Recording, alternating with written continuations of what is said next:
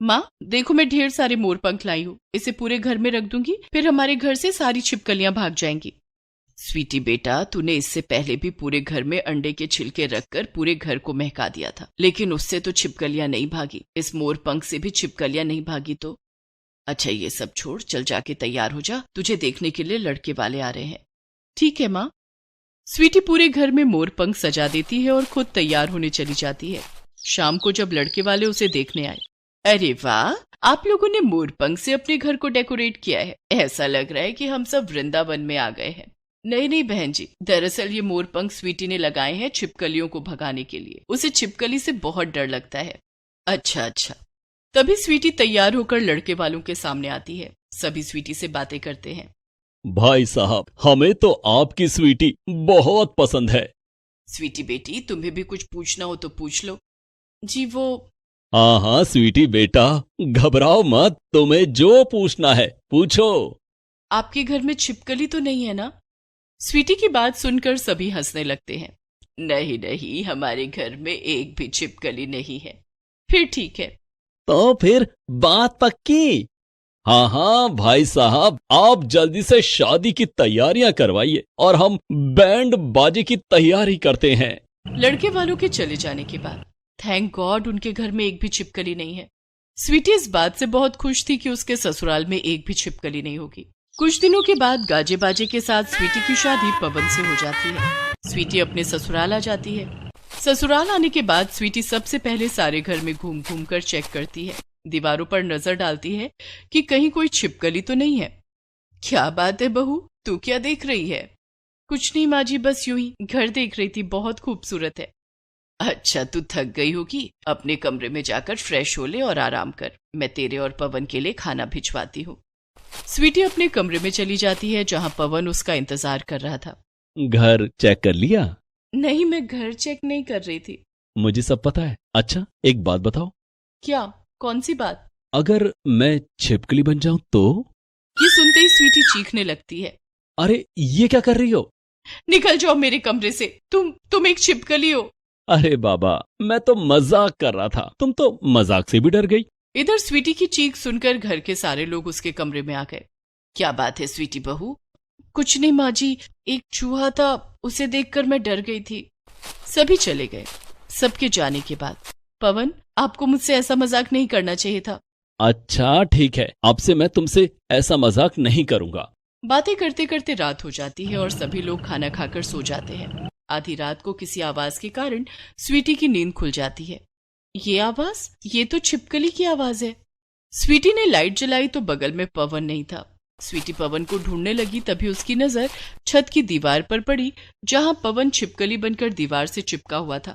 अपने पति को छिपकली के रूप में देखकर स्वीटी ने जोर से चीख मारी और बेहोश हो गई। उसकी चीख सुनकर लक्ष्मी देवी की नींद खुल गई और दौड़कर स्वीटी के कमरे में आई। उन्होंने पानी के छींटे मारे जिससे स्वीटी को होश आ गया। क्या बात है स्वीटी बहू, तुम चीखी क्यों? वहां पवन, छिपकली। क्या? पवन छत की दीवार पर? तुम कहना क्या चाहती हो? तभी स्वीटी ने देखा कि पवन तो उसके बगल में बैठा हुआ है और हैरानी से उसकी ओर देख रहा है। माँ जी, पवन एक छिपकली है, मैंने पवन को छत की दीवार पर देखा। क्या बोल रही हो स्वीटी बहू? हमें पता है कि तुम्हें छिपकली से डर लगता है, लेकिन इसका मतलब ये नहीं है कि तुम्हारे मन में जो आए तुम बोलती रहो। पवन मेरा बेटा है, कोई छिपकली नहीं। स्वीटी को डांटकर लक्ष्मी देवी गुस्से में वहां से चली जाती है, लेकिन स्वीटी को अब पवन के साथ एक कमरे में रहना मुश्किल लग रहा था। पवन ने स्वीटी को समझाने की कोशिश की। स्वीटी, मैं तुम्हारा पति पवन हूँ, मैं कोई छिपकली नहीं हूँ, मैं इंसान हूँ। और तुमने मुझे छत की दीवार पर कब देख लिया? मैं तो तुम्हारी बगल में सो रहा था, तुमने चीख मारकर मुझे भी जगा दिया। अब चलो सो जाओ। स्वीटी को समझाकर पवन तो सो गया, लेकिन स्वीटी को नींद नहीं आई। उसे बार बार पवन के चेहरे में छिपकली की झलक नजर आने लगी। स्वीटी मन में सोचने लगी, हो सकता है मैंने कोई सपना देखा हो, या ये मेरा वहम भी हो सकता है। पवन छिपकली कैसे हो सकते हैं? खुद को समझाकर स्वीटी भी सोने की कोशिश करने लगी। काफी देर के बाद उसे नींद आई, लेकिन स्वीटी की ये परेशानी दिन पर दिन बढ़ती जा रही थी। अब तो उसे हर रोज रात में पवन छिपकली के रूप में कमरे की दीवारों पर नजर आने लगा। सास की डांट के डर से स्वीटी किसी से कुछ नहीं कहती, लेकिन नींद उसकी आंखों से कोसों दूर थी। एक दिन सुबह सुबह जब स्वीटी रसोई में नाश्ता बना रही थी, तभी उसे चक्कर आ गया और वो गिरकर बेहोश हो गई। पवन ने उसे संभाला और उठाकर कमरे में ले आया। पवन बेटा, तू डॉक्टर को बुला ला। पवन एक डॉक्टर को बुलाकर लाता है। डॉक्टर स्वीटी का चेकअप करता है।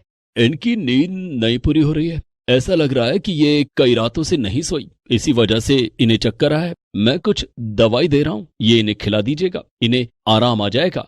डॉक्टर के जाने के बाद स्वीटी बहू, क्या बात है, तुम रातों को सो क्यों नहीं रही हो? क्या तुम्हें किसी बात की चिंता है? देखो बहू, चिंता करना छोड़ दो, जो बात है हमें बताओ। मिल बैठकर बातें करने से कोई ना कोई समाधान जरूर निकल आएगा। दरअसल बाबूजी, पवन कोई इंसान नहीं है, बल्कि इंसान के भेष में एक छिपकली है। मुझे छिपकली से बहुत डर लगता है, इसलिए मुझे रात भर नींद नहीं आती। बस बहू, बहुत हो गया। अब मैं अपने बेटे के खिलाफ कुछ भी नहीं सुनूंगी। अगर तुझे मेरा बेटा छिपकली लगता है तो तू अपने मायके चली जा। मायके जाने के नाम से स्वीटी और ज्यादा घबरा गई। नहीं माँ जी, मेरे मायके में तो बहुत छिपकली है, मैं मायके नहीं जाऊंगी। तो फिर ये सब नाटक छोड़ दे। बेचारी स्वीटी के पास ससुराल में रहने के अलावा और कोई चारा ना था। उस रात स्वीटी डॉक्टर की दी हुई दवाई खाकर सो जाती है और उसे नींद भी आ जाती है। लेकिन वो सपने में भी पवन को छिपकली के रूप में देखती है। वो देखती है कि पवन एक बहुत बड़ी छिपकली बन गया है और दीवार पर रेंगता हुआ अपने खाने की तलाश में इधर उधर देख रहा है। ये सपना देखते ही स्वीटी की नींद खुल जाती है। वो डर के मारे कांपने लगती है, लेकिन किसी से कुछ नहीं कह पाती है। क्या करूं, मायके जा नहीं सकती, ससुराल में रहा नहीं जा रहा। मुझे यही करना होगा, दिन में सोकर नींद पूरी करनी होगी। स्वीटी अपने डर के कारण पवन से बात भी नहीं करती थी। धीरे धीरे स्वीटी और पवन के बीच दूरियां बढ़ने लगी। पवन के ऑफिस जाने के बाद स्वीटी राहत की सांस लेती और दिन में सो जाती। बहू को देखो, पवन के जाते ही घोड़े बेचकर सो जाती है। घर का सारा काम कौन करेगा? इधर पवन बुझा बुझा सा रहने लगा था। स्वीटी और उसके बीच आई दूरी उन्हें एक नहीं होने दे रही थी। घर में ईश्वरनाथ सबसे समझदार थे। उन्होंने बेटे और बहू के बीच पड़ रही इस खटास को भांप लिया। एक दिन, स्वीटी बहू, मैं कुछ दिनों से देख रहा हूँ कि तुम और पवन एक दूसरे से बात नहीं करते। क्या पवन ने तुम्हें कुछ कहा है? पिताजी, दरअसल मैं ही पवन से बात नहीं करती। क्यों बहू, ये शादी तुम्हारी मर्जी से तो हुई है ना? क्या तुम्हें पवन पसंद नहीं? नहीं पिताजी, ऐसी बात नहीं है। दरअसल पवन एक छिपकली है और आपको तो पता है कि मुझे छिपकली से कितना डर लगता है। ईश्वरनाथ समझ गए कि स्वीटी के साथ कुछ दिक्कत है। वो उसे दूसरे दिन एक मनोचिकित्सक के पास ले गए। वहां उन्होंने मनोचिकित्सक से स्वीटी का चेकअप करवाया। इनका डर इनके मन पर हावी हो गया है। ये एक तरह का मनोदशा विकार है। इन्होंने अपने चारों तरफ इमेजिनेशन की एक दुनिया बना ली है। इन्होंने इमेजिन कर लिया है कि इनके पति एक छिपकली हैं और अब इनका इमेजिनेशन इन्हें हकीकत के रूप में दिखाई देने लगा है। इस बीमारी का एक ही इलाज है। वो क्या डॉक्टर साहब, इन्हें कहीं बाहर आउटिंग पर ले जाइए, नाइट पार्टी में ले जाइए। जब ये रातों को जागेंगी तो दिन में सोएंगी और इस तरह रात को इन्हें इनके पति छिपकली के रूप में नहीं दिखाई देंगे। धीरे धीरे इनका डर इनके मन से निकल जाएगा। उसके बाद ये रातों को भी चैन से सो पाएंगी। इसके अलावा इन्हें प्रकृति के बीच ले जाइए, सैर करवाइए। धीरे धीरे ये छिपकली के बारे में सोचना बंद कर देंगी और इनकी बीमारी भी ठीक हो जाएगी। ठीक है डॉक्टर साहब। ईश्वरनाथ स्वीटी को लेकर घर आ जाते हैं। घर आकर वे पवन और लक्ष्मी देवी को सारी बात बताते हैं। ठीक है, हम लोग कल ही मनाली जाएंगे। वैसे भी मैंने शादी के बाद छुट्टी नहीं ली है। पवन बेटे, तुम और बहू हो आओ, हमारा जाना ठीक नहीं है। क्यों, आप लोग क्यों नहीं जाएंगे? और आप और माँ जी नहीं जाएंगे तो मैं भी नहीं जाऊंगी। तो मैं अकेला जाकर क्या करूंगा? ठीक है, छुट्टी कैंसिल। नहीं नहीं, ऐसे कैसे छुट्टी कैंसिल? हम चारों घूमने चलेंगे। ये हुई ना बात। सभी दूसरे दिन मनाली की ट्रिप पर चले गए। वहां सबने स्वीटी को बातों में उलझाए रखा, प्रकृति के बीच उसे घुमाया। रात को पवन और स्वीटी नाइट क्लब में जाकर खूब मजे करते। 2 हफ्ते की छुट्टियां खूब अच्छे से बीती। इस बीच स्वीटी और पवन एक दूसरे के करीब भी आ गए, जिससे स्वीटी के मन में पवन के लिए छिपकली होने का जो डर समाया था वो भी निकल गया। छुट्टियां खत्म होते ही सब वापस घर आ गए। अब स्वीटी बिल्कुल नॉर्मल हो चुकी थी और सब खुशी खुशी रहने लगे। गरीब पकौड़े वाली। सुनीता अपने घर के बाहर पकौड़े का ठेला लगाती थी। पकौड़े ले लो, पकौड़े, ताजी सब्जियों के गर्मा गर्म पकौड़े, आलू प्याज पालक मूंग दाल के पकौड़े, 20 रुपए में 250 ग्राम पकौड़े। सुनीता बहुत गरीब थी, लेकिन उसके हाथों में कोई जादू था। उसके बनाए हुए पकौड़े बहुत स्वादिष्ट और लाजवाब होते थे। अरे वाह चाची, तुम्हारे हाथों में तो जादू है। पकोड़े बहुत लजीज बने हैं। धन्यवाद भैया। 250 ग्राम पकोड़े पैक कर दो। अभी लो भैया। सुनीता के बनाए हुए पकौड़े खाने के लिए लोग दूर दूर से आते थे। उसके ठेले पर हमेशा लोगों की भीड़ लगी रहती थी। अरे भाई, ये पकोड़े वाली क्या लाजवाब पकोड़े बनाती है। जो भी एक बार चख लेता है वो बार बार इसके पकोड़े खाने आता है। अच्छा, ऐसी बात है। मैं भी खाकर देखता हूँ इसके पकोड़े। सुनीता के पति बीमार रहते थे। पहले वही पकौड़े का ठेला लगाते थे, लेकिन बीमारी के कारण वो काम नहीं कर पाते थे। आप आराम कीजिए, पकौड़े का ठेला लगाने की जिम्मेदारी मेरी है। ठीक है, किशोर को भी अपने साथ रखना। किशोर उनका 14 साल का बेटा था। वो भी पकौड़े बनाने में मां की मदद करता था। सारी कमाई आपके इलाज में खर्च हो जाती है, कुछ पैसे बच नहीं पाते हैं। मैं ही पनौती हूँ तुम सब के लिए। अरे कैसी बातें कर रहे हो जी, आप बस ठीक हो जाओ। एक दिन जब सुनीता ने पकौड़े का ठेला लगाया तो देखा कि उसके ठेले के सामने दूसरे पकौड़े वाले ने ठेला लगा लिया है। ये कहां से आ गया यहां? इससे तो मेरे ग्राहक कम हो जाएंगे। तभी वो पकौड़े वाला बोलता है, अरे नमस्कार बहन जी। वो पकौड़े वाला बहुत चालाक था। उसने सुनीता के ग्राहकों को अपने ठेले पर बुलाने के लिए सुनीता से सस्ते पकौड़े बेचने शुरू कर दिए।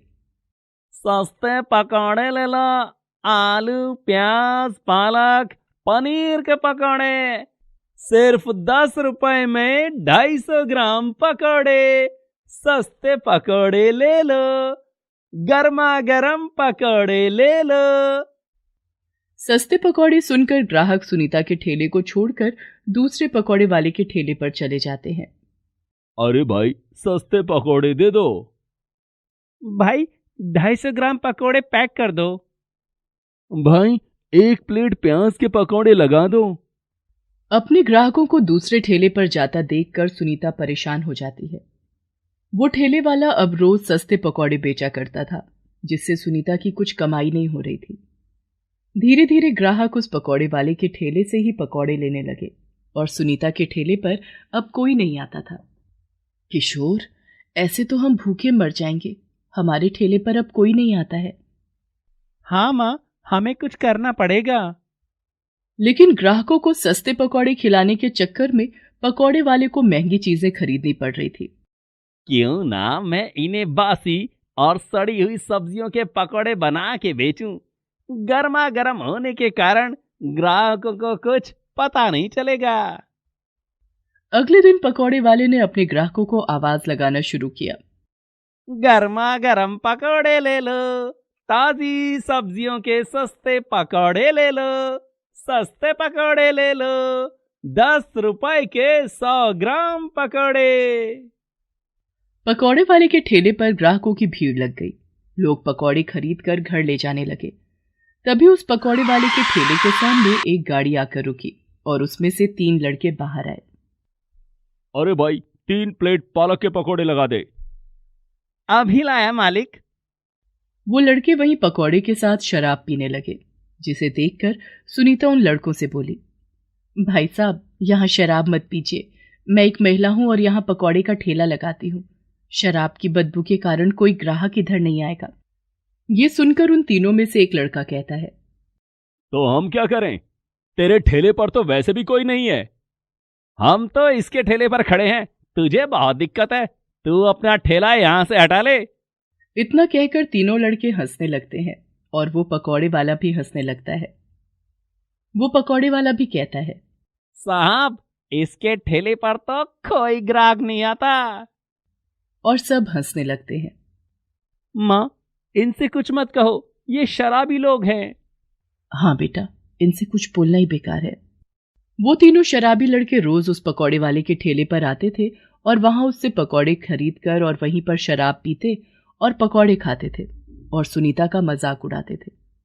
उन शराबी लड़कों को देखकर सुनीता के ठेले पर जो 2-4 लोग आते थे, उन्होंने भी वहां आना बंद कर दिया। एक दिन गली में एक पुलिस वाला आया और उसने सुनीता और पकौड़े वाले से कहा, तुम दोनों यहाँ कब से ठेला लगा रहे हो? साहब, मेरा तो यहाँ घर है, घर के सामने ही ठेला लगाती हूँ। साहब, मैं तो 4 महीने से ठेका लगा रहा हूँ। तुम लोगों को यहाँ ठेला लगाने की परमिशन किसने दी? पकौड़े वाला बहुत चालाक था, वो समझ गया। मैं समझ गया।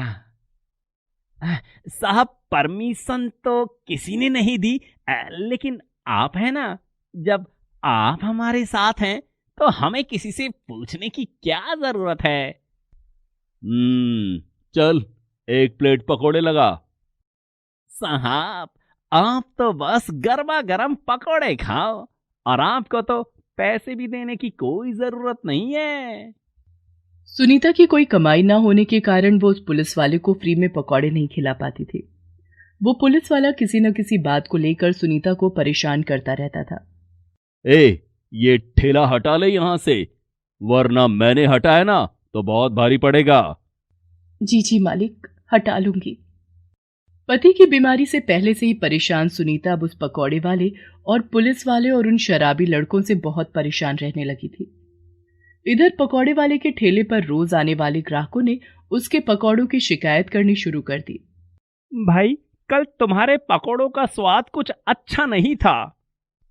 अरे भैया, उसमें आमचूर मसाला और नींबू मिलाया था टेस्ट के लिए। अब आज के पकौड़े खाकर तो देखो, बहुत ही स्वादिष्ट बने हैं।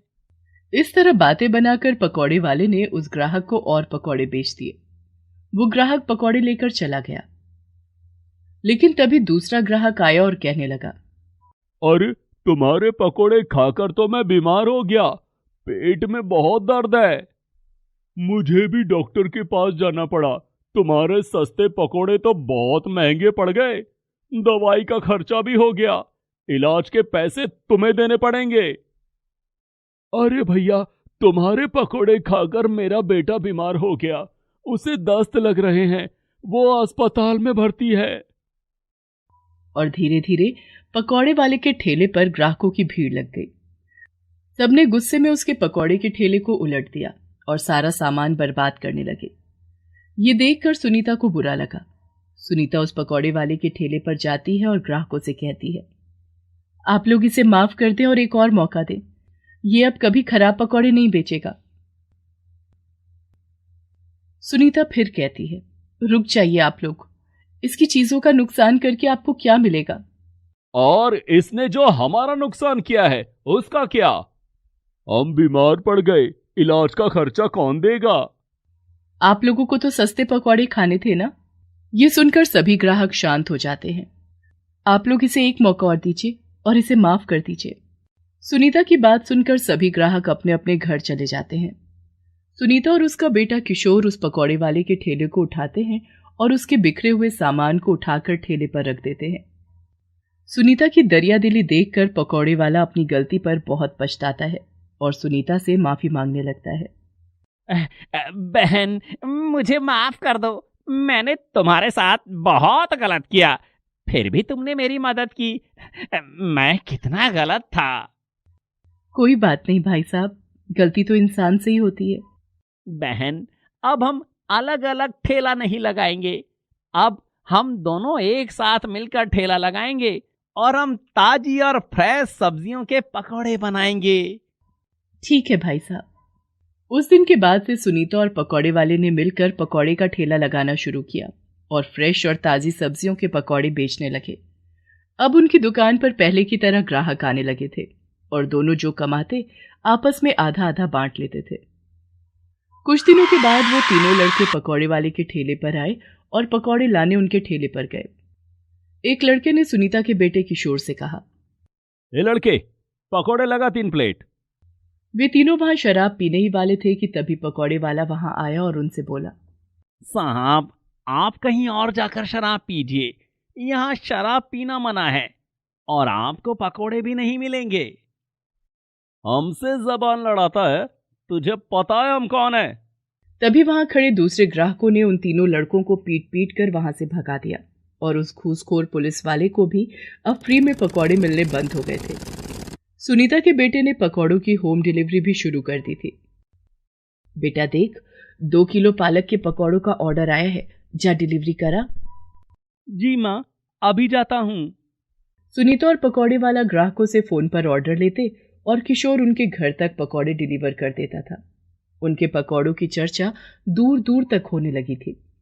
वाह भाई, इनके पकोड़े तो पहले से भी ज्यादा टेस्टी लग रहे हैं। हाँ भाई, मजा आ गया।